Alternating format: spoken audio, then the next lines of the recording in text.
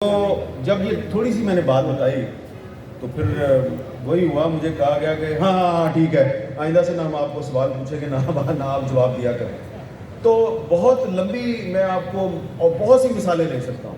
بالکل بھی پاکستان کا جو الیکٹرانک میڈیا ہے اور اخبارات ہیں، آپ وہاں پہ پورا سچ نہیں بول سکتے. اور یہ میں آپ کو اب بات بتا کے کوئی بہادری کا مظاہرہ نہیں کر رہا، یہ میں اپنی شرمندگی جو ہے وہ آپ کے سامنے لا رہا ہوں. ہم شرمندہ ہیں کہ جب ہم سچ نہیں بولتے تو بھی برے، اور اگر سچ بول دیں تو بھی برے. اگر سچ بول دیں تو غدار، سچ نہ بولیں تو محب وطن. تو اس لیے مجبور ہو کے اب میں نے اپنے آپ کو غداروں کی فہرست میں شامل کر لیا کہ بھائی میں غدار ہی ٹھیک ہوں. کم از کم غدار تھوڑا سا سچ تو بول سکتا ہے. اور کیونکہ جنرل ایوب خان نے بھی محترمہ فاطمہ جناب پہ غداری کا الزام لگایا تھا، تو کیونکہ مادر ملت غدار تھی تو پھر حامد میر بھی غدار، اور یہاں پہ بیٹھے ہوئے آپ سب لوگ بھی غدار. تمغے کی طرح غداری کے خطاب کو آپ سجاتے ہیں. اور میں میر صاحب لیکن اس بات کو غیر سیاسی اے پولیٹیکل ہونے والی بات، یہ بہت سے لوگ اسی میں زیادہ انٹرسٹڈ ہوں گے. کنکلوڈ کرنے کے لیے میں یہ جاننا چاہوں گی کہ کیا سیاستدانوں کو بھی تھوڑا فیسیلیٹیٹ کرنا ہوگا غیر سیاسی رہنے کے لیے؟ اداروں کو اپنے سیاستدان بھی اپنے جذبات کو سنبھال کے رکھیں اور ادھر چھیڑم چھاڑی نہ کریں تاکہ غیر سیاسی سے نکل کے سیاسی نہ ہونا پڑے. دیکھیں سیدھی بات ہے، میں بار بار ریپیٹ کر رہا ہوں، ایک ہی بات بار بار ریپیٹ کر رہا ہوں. میں نے ابھی آپ کو یہ بچی جو بیٹھی ہوئی ہے اس کی مثال دی. اس کے باپ کے ساتھ جو ہوا ہے، آج دیکھیں نا 15-16 سال ہو گئے ہیں، اس کا باپ نہیں آیا اس کے پاس. یہ پاکستان کے آئین کے آرٹیکل 10 کی خلاف ورزی ہے. آرٹیکل 10 کہتا ہے کہ جب آپ کسی کو اٹھاتے ہیں تو 24 گھنٹے کے اندر آپ نے اس کو مجسٹریٹ کے سامنے پیش کرنا ہے. ٹھیک ہے، یہ آرٹیکل 10 کی خلاف ورزی ہے. اسی طرح ایک اور مثال آپ کو دوں کہ یہ عالمی اردو کانفرنس ہے. عالمی اردو کانفرنس، میں کراچی آرٹس کونسل کو، احمد شاہ صاحب کو، ان کے کولیگز کو مبارکباد پیش کرتا ہوں کہ آپ نے بڑی ایک کامیاب کانفرنس کا انعقاد کیا اردو کے نام پہ.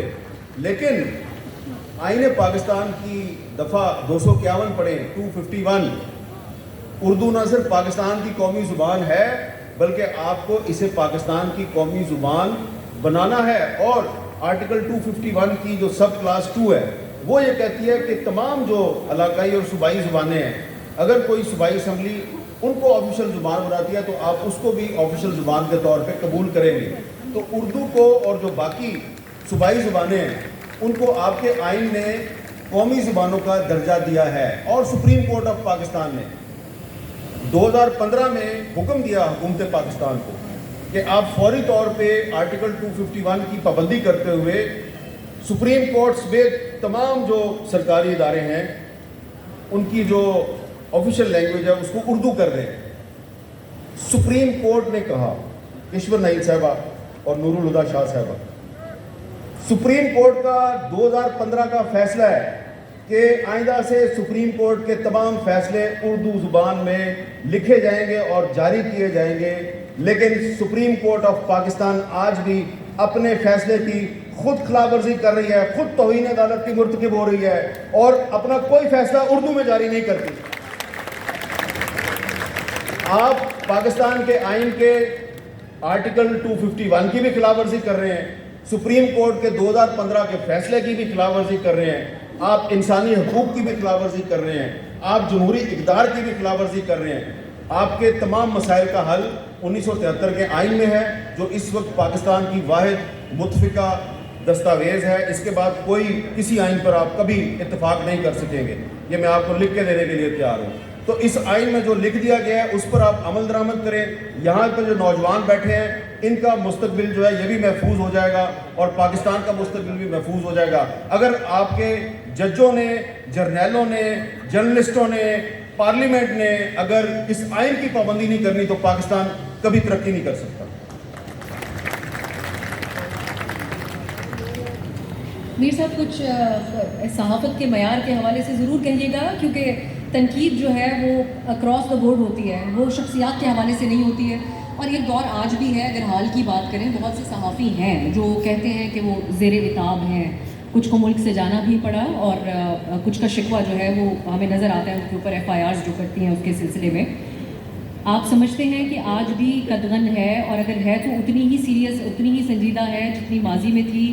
اس حوالے سے کیا کہیں گے؟ اور میر صاحب، جو صحافت کا معیار ہے اس میں کتنا کردار ہمارا اپنا خود کا صحافیوں کا ہے کہ لوگوں کا اعتبار ہٹا اور اب جتنے منہ اتنی باتیں والا حساب بھی ہو گیا ہے؟ بہت سارے لوگ ہیں وہ سوشل میڈیا پہ یوٹیوب کے ذریعے بات چیت کرتے ہیں، اور اس کے بعد جو ٹرولنگ ہے، جو سچ بولتے ہیں، جو لوگ وہ بات کرتے ہیں جو طاقتور ہلکے نہیں سننا چاہتے، ان کی ٹرولنگ ہوتی ہے، اور ہمیں ایک ایسا ماحول بھی نظر آتا ہے جہاں پر شخصیت پرستی ہوتی ہے، وہ صحافیوں کی شخصیت پرستی بھی ہونے لگی ہے۔ پہلے تو سیاسی لیڈران کی ہوا کرتی تھی، اب ہم دیکھتے ہیں اسٹیج پر، سیاسی جلسوں کے اسٹیج پر بلایا جاتا ہے، ان کے لیے بڑی تالیاں بجائی جاتی ہیں کچھ صحافتی لوگوں کے لیے۔ تو آپ سمجھتے ہیں کہ آپ ان لوگوں کو صحافی سمجھتے ہیں، اور کیا آپ سمجھتے ہیں کہ ہمیں ڈیفائن کرنے کی ضرورت ہے کہ اصل صحافی کون ہے، تاکہ لوگوں کا ہمارے پیشے سے اعتبار نہ ہٹ جائے؟ اب آپ نے ایک سوال میں بہت سے سوال اکٹھے کر دیے ہیں، تو میں سب سوالوں کا جواب نہیں دیتا، میں اس کا ایک آپ کے بہت سے سوالوں کا ایک چھوٹا سا جواب یہ دیتا ہوں کہ دیکھیں، پاکستان میں تو صحافت آزاد نہیں ہے۔ اگر صحافت آزاد ہوتی تو ارشد شریف پاکستان سے نہیں بھاگتا، پاکستان چھوڑ کے نہیں جاتا۔ اگر صحافت آزاد ہوتی تو ارشد شریف کو کینیا میں قتل نہ کیا جاتا۔ اگر پاکستان ایک آزاد ملک ہوتا تو کریمہ بلوچ کو کینیڈا میں قتل نہ کیا جاتا۔ اگر پاکستان آزاد ملک ہوتا تو ساجد بلوچ کو سویڈن میں قتل نہ کیا جاتا۔ اور اگر پاکستان میں انصاف اور قانون کی حکمرانی ہوتی تو اس وقت جو ہزاروں افراد پاکستان میں لاپتہ ہیں، ان کی مائیں بہنیں سڑکوں پہ دھکے نہ کھا رہی ہوتی۔ نہ صحافت آزاد ہے، نہ پاکستان کا معاشرہ آزاد ہے، نہ آپ کی پارلیمنٹ آزاد ہے۔ آپ کا معاشرہ اس وقت آزاد ہوگا جب پاکستان کی پارلیمنٹ اور جوڈیشری آزاد ہوگی اور جب میڈیا آزاد ہوگا۔